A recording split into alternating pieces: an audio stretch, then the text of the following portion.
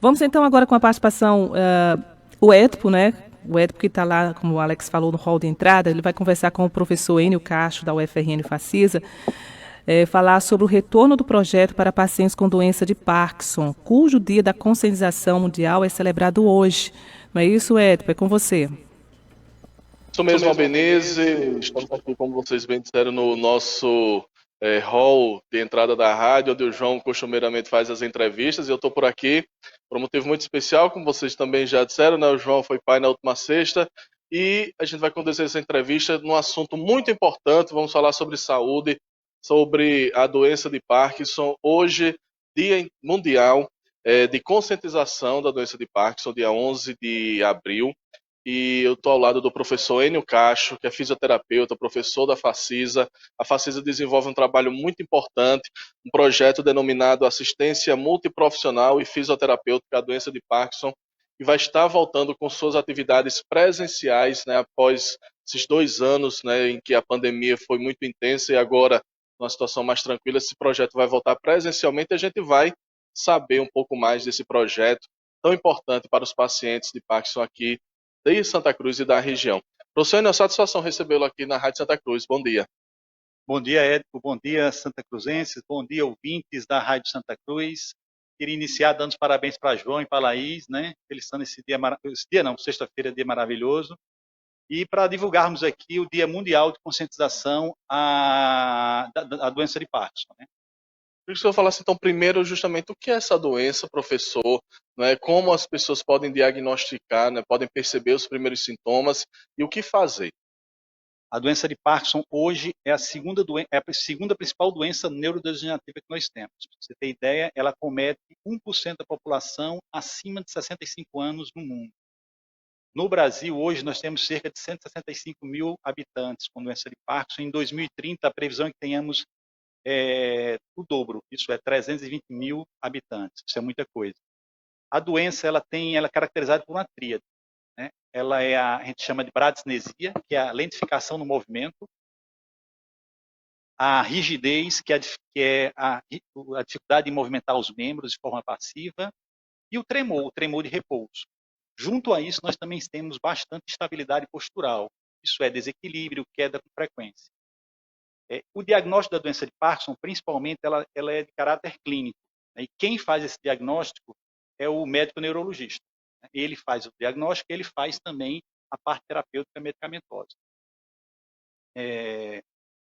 A doença de Parkinson acomete alguns sintomas motores, né? Como eu disse a você, a lentificação no movimento, o tremor, mas principalmente isso se caracteriza também por perda de qualidade de vida, perda de atividades funcionais, dificuldade de locomoção e outros aspectos que não são motores, como depressão, constipação intestinal, perda olfativa,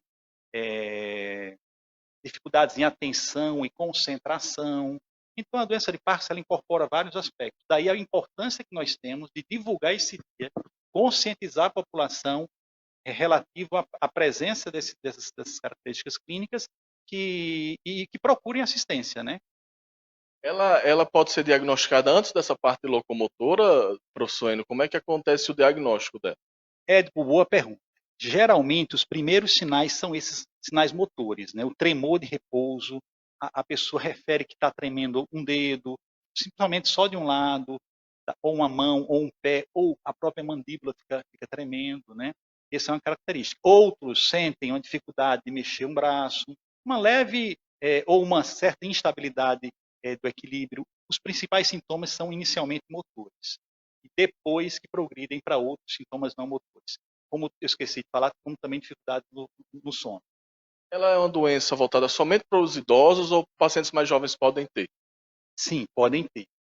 Existem pacientes com 45 anos, né? Inclusive tem um fato que todos devem conhecer, aquele ator do filme De Volta para o Futuro, ele teve uma doença de Parkinson bem precoce, né? E geralmente quem tem esses quadros é um pouco mais grave a doença, né? É uma doença progressiva.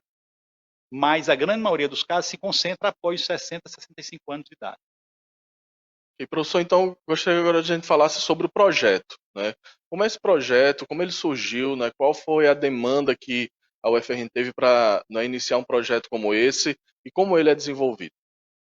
a gente tem que lembrar que esses indivíduos, né, eles têm uma necessidade de um tratamento especializado.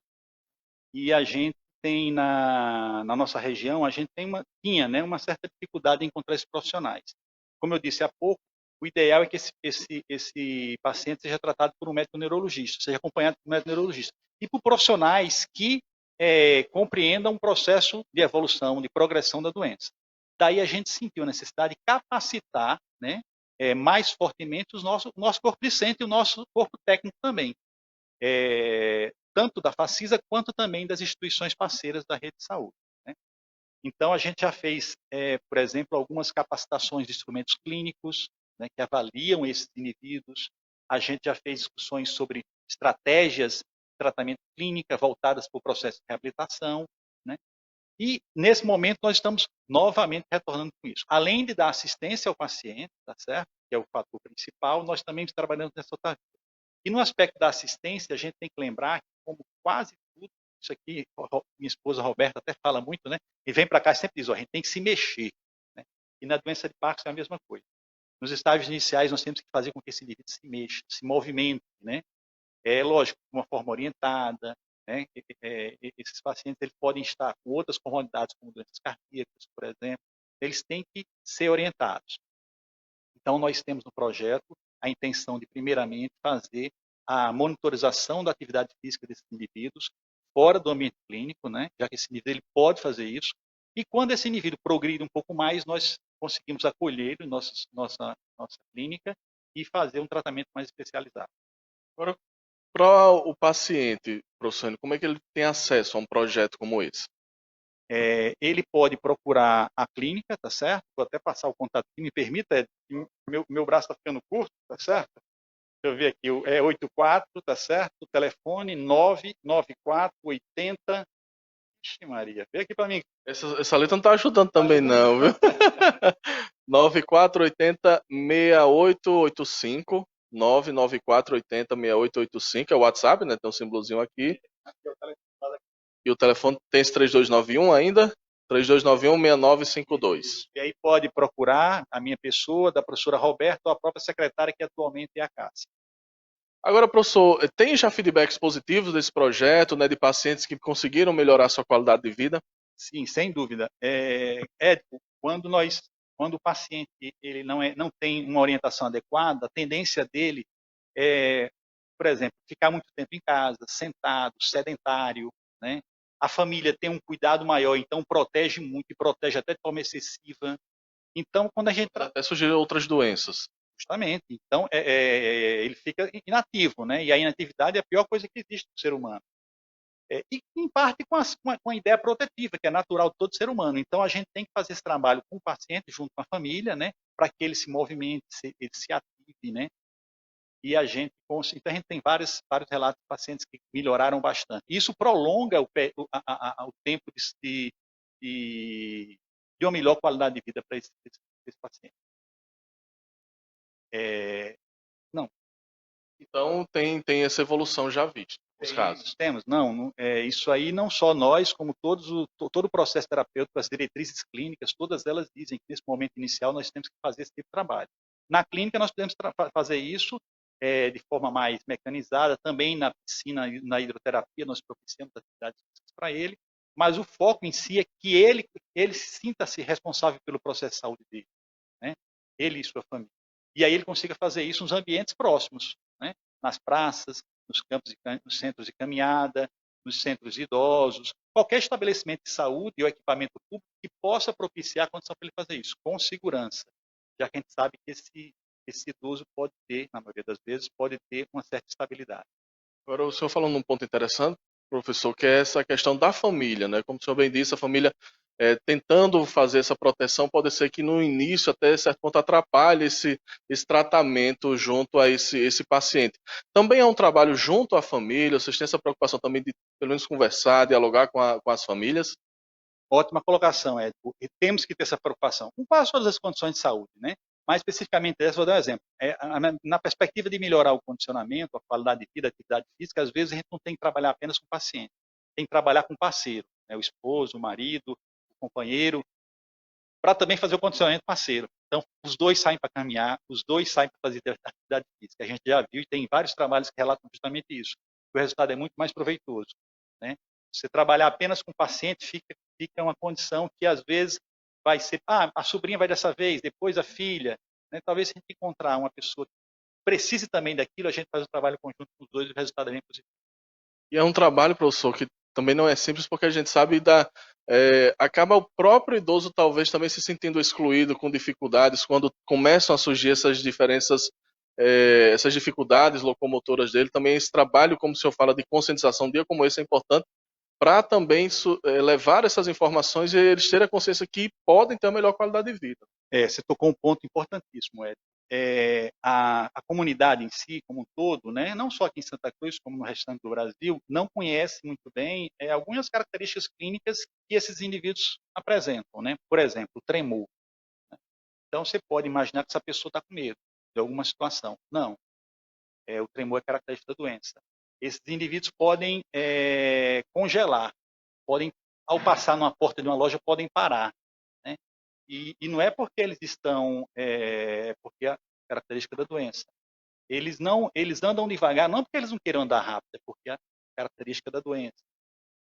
Eles não expressam emoções às vezes, não é porque eles não sentem emoção, de choro, de alegria, de tristeza, é porque a doença impossibilita deles fazerem isso. Então, esse projeto também é importante, né? E esse momento eu agradeço à Rádio Santa Cruz por essa possibilidade, para colocar isso à comunidade, compreender que essas são características que estão presentes e a gente tem que acolher essas pessoas. Né? Tem que acolher, compreender as suas dificuldades, né? Toda essa questão social que é muito importante. Com certeza, porque você acaba colocando esse indivíduo em uma condição em que ele se sente receoso de participar de atividades comunitárias, de lazer, né? Ir para uma igreja, ir para a feira. Então, a gente tem que deixar isso aberto, que as pessoas observem aquilo, tentem acolher e não olhem com um ar de desconfiança, pensando em algo possivelmente errado que esse indivíduo venha a ter cometido. E, professor, e já tem previsão de começar o projeto esse ano? Sim, com certeza. A gente tem um feriado agora, né? Mas na próxima semana, no imprensado mesmo, dia 15, semana que vem, quinta-feira, é Tiradentes, tem que ser essa, que é a quinta-feira. Na sexta-feira nós estaremos já lá. Então, quem quiser nos procurar, pode nos procurar, o próprio paciente ou familiar, né? Às vezes não precisa ter o diagnóstico clínico, certo? A gente acolhe esse paciente, a gente faz os encaminhamentos, o município de Santa Cruz e os demais municípios fazem o encaminhamento para a gente tentar fechar esse diagnóstico que é importante, mas já estaremos lá recebendo todos vocês. Quem quiser fazer a ligação antes para esse número que vocês vão facilitar para a gente, contato, né? Fiquem à vontade, tá certo? Que a gente já está lá com a lista de espera não, a lista de todos que vão participar do projeto. E, professor, nós queremos agradecer muito a participação do senhor aqui na Rádio Santa Cruz, trazendo todas essas informações importantes. Muito obrigado. Eu queria agradecer, mandar um abraço a todos os amigos aqui de Santa Cruz, os amigos da faculdade, por esse momento, e dizer que a faculdade, a clínica, a escola de fisioterapia está aberta a todos. Obrigado. Obrigado mais uma vez ao professor Enio. Então são essas informações importantes, Albenise e Alex, né, sobre esse projeto que a FACIS inicia já próxima semana. Vou passar mais uma vez o contato, professor. Né, qualquer dúvida, o pessoal pode entrar em contato no WhatsApp, é 84994806885, 994806885, e o telefone é o 3291-6952, 3291-6952. São os contatos para os pacientes e os familiares, né, que desejam esse atendimento tão importante de uma doença que precisa ser cada vez mais divulgada e que existem muitos casos e que tem que ter essa conscientização. Vou encerrando minha participação por aqui, Alex, Albenise, um abraço, até amanhã com vocês. Ok, até amanhã aqui na bancada do Primeira Hora. Um abraço aí para o professor Enio.